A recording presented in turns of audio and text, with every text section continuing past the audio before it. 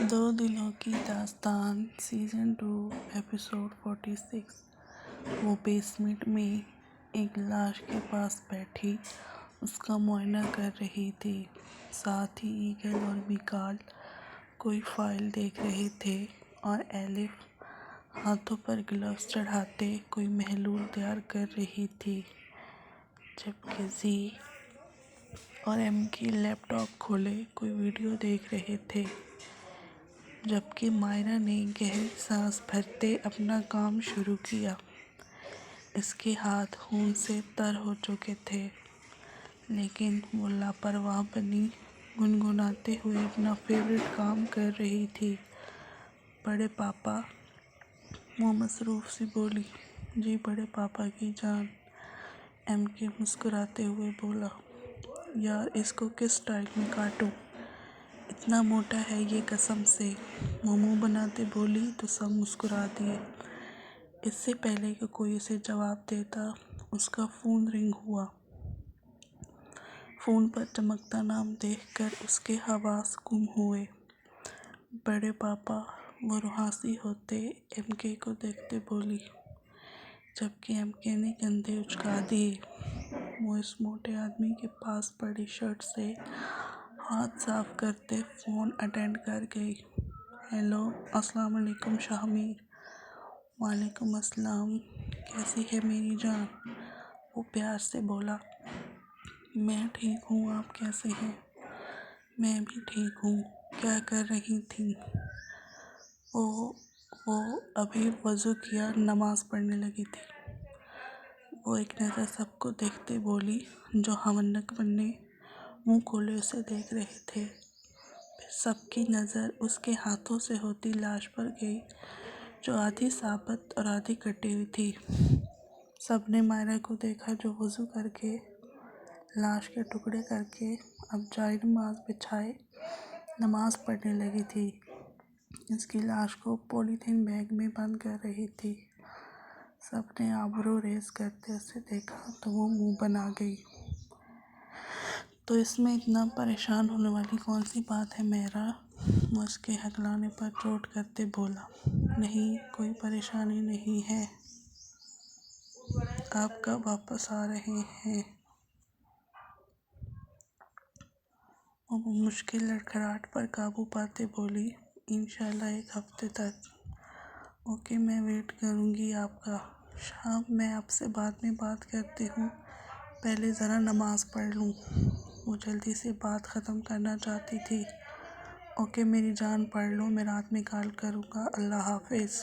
جی ٹھیک ہے۔ وہ کال بند کرتی لمبا سانس خارج کرتی ان کی جانب متوجہ ہوئی، جو منہ کھولے اسے دیکھ رہے تھے۔ سچ ہی کہا ہمارے نبی نے، جہنم میں عورتوں کی تعداد سب سے زیادہ ہوگی، آج دیکھ بھی لیا۔ ایگل اسے تپاتے بولا، آپ مرد حضرات بھی دودھ کے دلے نہیں ہیں جو آپ کو سیدھا جنت کا ٹکٹ تھما دینا ہے اللہ میاں نے۔ الحمدللہ، کوئی شک نہیں اس بات میں۔ ایگل کالر جھاڑتے بولا تو وہ مائرا مسکرائی۔ اگر میں نے سب کو بتا دیا کہ آپ نے کس کس سے کیا کیا جھوٹ بولا ہے تو جہنم کی ٹاپ لسٹ میں ٹاپ پر آپ کا نام ہوگا ایگل بھیا، مائرا نے کہا تو ایگل نے منہ بناتے اسے دیکھا، جبکہ باقی سب ان کی نوک جھوک انجوائے کر رہے تھے۔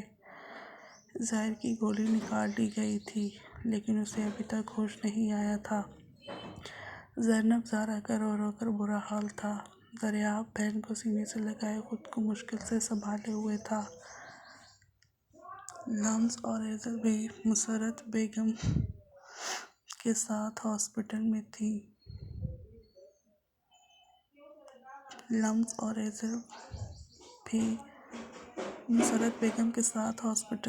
جبکہ طاہر صاحب بزنس کے سلسلے میں باہر گئے ہوئے تھے۔ مہابیر کو بھی خبر مل گئی تھی۔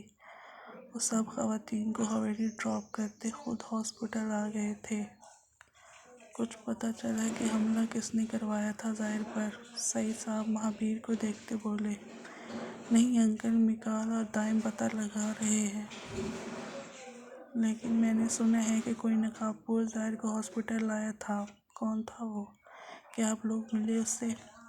نہیں، ہم نہیں ملے، شاید وہ یہاں سے جا چکا ہے، لیکن ڈاکٹرز بتا رہے تھے کہ وہ بھی زخمی تھا، اس کے بازو میں گولی لگی تھی۔ سعید صاحب نے بتایا تو MK کے ماتھے پر بل پڑے، لیکن وہ یہ معاملہ بعد میں دیکھنے کا سوچتے زینب کی جانب بڑھا جو بھائی کے سینے سے لگی رو رہی تھی۔ بس میرا بچہ روتے نہیں ہے بابا، ٹھیک ہو جائیں گے، وہ بہو کو سینے سے لگاتے بولا۔ ذرا آپ حوصلہ رکھو، کچھ نہیں ہوگا ظاہر کو، وہ ذرا آپ کی سرخ آنکھیں دیکھتا بولا۔ مہابیر انکل، بابا تو کافی پہلے سے پولیس فورس چھوڑ چکے تھے، پھر کون کر سکتا ہے ان کے ساتھ ایسا؟ بیٹا پولیس فورس چھوڑی تھی، لیکن دشمن مرتے دم تک پیچھا نہیں چھوڑتے، لیکن جو بھی اس کے پیچھے ہوا ہم پتہ لگا لیں گے، تم پریشان نہیں ہو اور جاؤ ماما کو سنبھالو اپنی، رو رو کر کیا حال کر لیا ہے اس نے اپنا۔ ذرا آپ ایک نظر بہن کو دیکھتا ماں کی طرف بڑھ گیا۔ انکل، بابا ٹھیک تو ہو جائیں گے نا؟ بالکل ٹھیک ہو جائیں گے، اگر ان کی پیاری بیٹی ان کے لیے رونے کی بجائے دعا کرے تو۔ وہ زینب کا سر چومتے بولا تو وہ سر ہلاتی پریئر روم کی طرف چلی گئی، جبکہ مہابیر کا رخ ڈاکٹر کے کیبن کی طرف تھا۔ 2 دن بعد ارا کا نکاح تھا اور ظاہر کے ساتھ یہ حادثہ ہو گیا تھا، لیکن سعید صاحب نے کہا تھا کہ نکاح اپنا مقررہ دن پر ہوگا۔ رات کو تقریباً 10 بجے ظاہر کو ہوش آیا تھا، لیکن پھر کوئی بھی بات کیے وہ دوبارہ نیند میں چلا گیا تھا۔ شاید دوائیوں کا اثر تھا، لیکن ڈاکٹر نے بتا دیا تھا کہ خطرے کی کوئی بات نہیں، جس سے سب کی جان میں جان آئی تھی۔ سب لوگ اس وقت ظاہر کے روم میں تھے، اسے صبح کے قریب صحیح طرح سے ہوش آیا تھا۔ زینب اس کے سینے سے لگی ابھی تک رو رہی تھی۔ زینب میری جان، میں ٹھیک ہوں، میرا بچہ، رو نہیں، وہ بیٹی کے بالوں پر لب رکھتے بولا۔ بابا آپ کو کچھ ہو جاتا تو میں مر جاتی، وہ سرخ آنکھوں سے باپ کو دیکھتے بولی تو میخان نے بے ساختہ پہلو بدلا۔ MK بیٹے کو دیکھتے مسکرایا تھا۔ ایسے نہیں کہتے بابا کی جان، اب بس رونا نہیں میرے بیٹے نے، ذرا آپ یہاں آؤ تم۔ اس کی نظر بیٹے پر پڑی جسے پاس بلایا، جو آنسو روکنے کے چکر میں اپنی آنکھیں لال کر چکا تھا۔ ایک طرف بیٹی، دوسری طرف سے بیٹے کو سینے سے لگائے ان کا ماتھا چوم گیا۔ زارا نم آنکھوں سے تینوں کو دیکھتی مسکرا رہی تھی۔ مصدق نے آگے بڑھ کر بہن کو سینے سے لگاتے اس کا سر چوما تھا۔ نکاح کی تقریب بہت سادگی سے منائی جا رہی تھی۔ سعدی اور بلاول صائم کے ساتھ وہاں موجود تھے، لیکن رائم کو کسی نے نہیں بتایا تھا۔ جس کو ہمیشہ بہو بنانے کا سوچا تھا وہ آج کسی اور کی ہونے جا رہی تھی۔ سعدیہ اپنے بیٹے کے دل کا حال بخوبی جانتی تھی، لیکن ساتھ اس کا سگا بھائی یہ سب کرے گا اس نے کبھی نہیں سوچا تھا۔ نکاح کا بندوبست گھر میں ہی کیا گیا تھا۔ علی نے اس کے بعد عبادت کے علاوہ کسی سے کوئی بات نہیں کی تھی۔ اس نے کتنا سمجھایا تھا ارا کو، لیکن وہ مان ہی نہیں رہی تھی۔ دولہے والے آ چکے تھے، بس دلہن کا انتظار تھا۔ تھوڑی دیر گزری تھی جب وہ سب لڑکیوں کے ساتھ باہر آتی دکھائی دی۔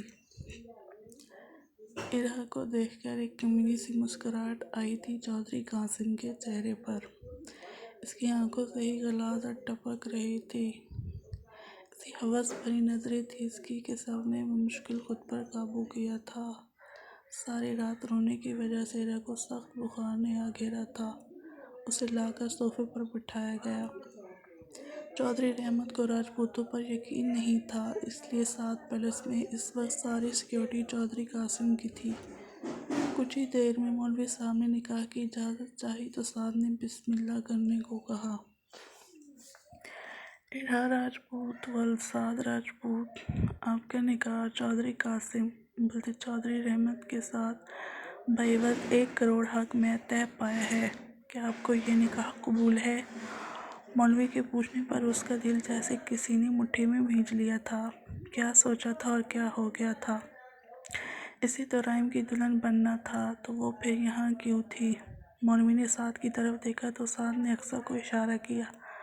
وہ اسٹیج پر آتے ارا کے کندھے پر ہاتھ رکھتے اسے قبول ہے بولنے کا کہہ رہی تھی، اس سے پہلے کہ وہ قبول ہے بولتی اچانک کی لائٹس بند ہو گئی تھی۔ یہ کیا ہو رہا ہے؟ دائیں بیٹا جا کر دیکھو کیا مسئلہ ہے، سعد نے پریشان ہوتے کہا۔ جی انکل میں دیکھتا ہوں۔ دائم نے وہاں سے جاتے کسی کو ڈن کا اشارہ کیا تھا۔ 10 منٹ بعد جب لائٹ واپس آئی تو دلہن اسٹیج سے غائب تھی۔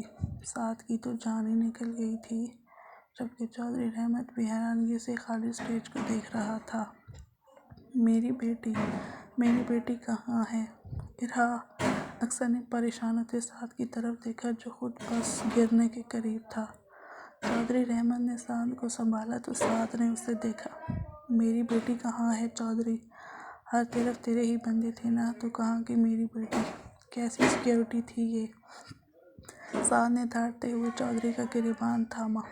بیسٹ ایکٹنگ کا ایوارڈ اگر کسی کو ملتا تو تمہارے سالے کو ملتا۔ محبوب نے جھک کر بلاول کے کان میں کہا تو وہ مسکراہٹ دباتے سر ہلا گیا۔ سعد صاحب فکر نہ کریں، آپ جس نے بھی یہ ہمت کی ہے زندہ نہیں چھوڑوں گا میں اسے۔ آپ کی بیٹی ہی نہیں میری ہونے والی بہو بھی ہے وہ۔ چودھری نے اپنا گریبان جھٹکتے اپنے سیکیورٹی ہیڈ کو بلایا۔ راجپوتوں پر شک کرنا تو بنتا ہی نہیں تھا کیونکہ سب کچھ چودھری کے کنٹرول میں تھا۔ واو کمال کر دیا میری جان۔ وہ سعد پیلس کے سارے کیمرے ہیک کر چکی تھی، یہاں تک کہ چودھری رحمت کی سیکیورٹی ٹیم کے سارے آئی ٹی ڈیوائسز اس نے منٹوں میں ہیک کر دیے تھے۔ وہ دونوں اس وقت سعد پیلس کے بیسمنٹ میں موجود تھے۔ کسی کے باپ کو بھی ان کے بارے میں پتہ نہیں چل پاتا۔ ایویں مجھے ہلکے میں لے لیتے ہیں سب، بڑی کام کی بندی ہوں میں، وہ کالر رگڑاتے بولی تو دائم نے جھک کر اس کے دونوں گال چوم لیے۔ میں نے تو کبھی آپ کو ہلکے میں نہیں لیا۔ وہ اس کی کرسی کے گرد ہاتھ رکھتے اسے اپنے سار میں لیے بولا، بس مکھن لگانے کی ضرورت نہیں ہے زیادہ۔ وہ منہ بناتے بولی تو دائم نے ہنستے ہوئے اس کا ناک چومتے اس کا دھیان لیپ ٹاپ کی طرف دلوایا جہاں ایک ہنگامہ برپا تھا۔ بڑے پاپا کا سیکرٹ ہے یہ میرحال، کوئی غلطی نہیں ہونی چاہیے، دائم نے سنجیدگی سے کہا تو وہ سر اس بات میں ہلاتی اپنے کام کی طرف متوجہ ہوئی۔ سیکیورٹی گارڈ کا کیا ہوا؟ انہیں میکال نے سنبھال لیا تھا۔ مطلب یہ جتنے بھی چودھری رحمت کے سیکیورٹی گارڈ ہیں وہ اپنے بندے ہیں؟ وہ حیرت سے بولی تو دائم نے کندھے اچکائے۔ وہ اپنے ماموں جانے کی فین ہو چکی تھی۔ باس ہمارے اڈے پر جو حملہ ہوا تھا وہ ایم کے نے کیا تھا، پارٹنر نے آتے ہی باس کے سر پر بم پھوڑا۔ یہ کیا بکواس ہے؟ اس اڈے پر تو وہ بھی تھا، مطلب ایم کے نے اسے بچا لیا، باس نے پریشانی سے کہا۔ باس اس کا مطلب کہ ایم کے جان چکا ہے کہ راجپوت حویلی کا وارث وہ نہیں ہے جو اس وقت حویلی میں رہ رہا ہے، بلکہ اصلی وارث ایم کے پاس ہے، پارٹنر بھی گھبراتے بولا۔ نہیں، اگر ایسا ہوتا تو ہمیں خبر مل جاتی، حویلی میں کوہرام مچ جاتا، لیکن ابھی تک ایسا کچھ نہیں ہوا۔ مطلب یا تو وہ راجپوت جو ہمارے پاس تھا وہ موقع دیکھتے فرار ہو چکا ہے، یا پھر ایم کے نے جو آگ لگائی اڈے پر اس میں جل کر راکھ ہو گیا ہے۔ اپنے بندوں کو کام پر لگاؤ، مجھے وہ راجپوت زندہ یا مردہ کسی بھی حالت میں چاہیے۔ ایک وہ ہے قسمت کا دھنی ظاہر راجپوت جو میرے حملے سے بچ گیا، لیکن کب تک؟ ایک نہ ایک دن تو مرے گا ہی، باس نے کاٹدار لہجے میں کہا تو پارٹنر نے سر اس بات میں ہلایا۔ ارا کی آنکھ کھلی تو سر درد سے پھٹ رہا تھا، وہ سر پر ہاتھ رکھتے اٹھ بیٹھی۔ ساری جیولری سائڈ پر پڑی تھی لیکن وہ ابھی تک لہنگے میں ملبوس تھی۔ میں کہاں ہوں؟ وہ کمرے پر نظر دوڑاتے بڑبڑائی۔ نکاح سے پہلے لائٹس بند ہو گئی تھی اور تبھی کسی نے اس کے منہ تک پہنچے اس کے ناک پر رومال رکھتے اسے پیچھے کھینچا تھا، لیکن اس کے بعد اسے کچھ بھی یاد نہیں تھا۔ کیا میں کڈنیپ ہو چکی ہوں؟ وہ خوف سے بولی۔ کیا گھر والے اسے ڈھونڈیں گے؟ اگر وہ وہاں نہ ہوتی تو چودھری رحمت پھر سے علی کو واپس جیل بھیج دیں گے۔ یہ سوچ آتے ہی وہ جھٹکے سے بیڈ سے اٹھی۔ اس نے اپنے بھائی کے لیے اتنی بڑی قربانی دی تھی تو کیا اس کی قربانی رائے گاں جانے والی تھی؟ نہیں، میں بھائی کو کچھ نہیں ہونے دوں گی۔ یہ خیال آتے ہی وہ دروازے کی طرف دوڑی لیکن دروازہ باہر سے لاک تھا۔ کوئی ہے؟ دروازہ کھولو، مجھے گھر جانا ہے پلیز، میرا بھائی پھر سے جیل چلا جائے گا، مجھے جانے دو، وہ دروازہ پیٹتے روتے ہوئے بول رہی تھی لیکن جواب ندارد۔ وہ تھک ہار کر وہیں دروازے کے ساتھ نیچے بیٹھتی گئی۔ کیا بابا مجھے غلط سمجھیں گے؟ یہی سوچ اسے بار بار کھائے جا رہی تھی، لیکن نہ جانے اب کون سا طوفان ان کا منتظر تھا۔ ماموں جانے یہ کیا کہہ رہی ہیں آپ؟ ساحل نے بے یقینی سے پوچھا۔ میں بالکل ٹھیک کہہ رہا ہوں ساحل، تم امریکہ جا رہے ہو، باقی کی پڑھائی وہیں کرو گے تم، اور جب تک میں نہ کہوں تم واپس نہیں آؤ گے۔ مہابیر نے سخت لہجے میں کہا تو اس نے ڈبڈباتی آنکھوں سے ماں کو دیکھا۔ مہمل نے اسے نظریں پھیری تو وہ تڑپ اٹھا۔ ماما مجھے نہیں جانا امریکہ، میں آپ سے معافی مانگتا ہوں، میں گھر سے باہر بھی نہیں نکلوں گا۔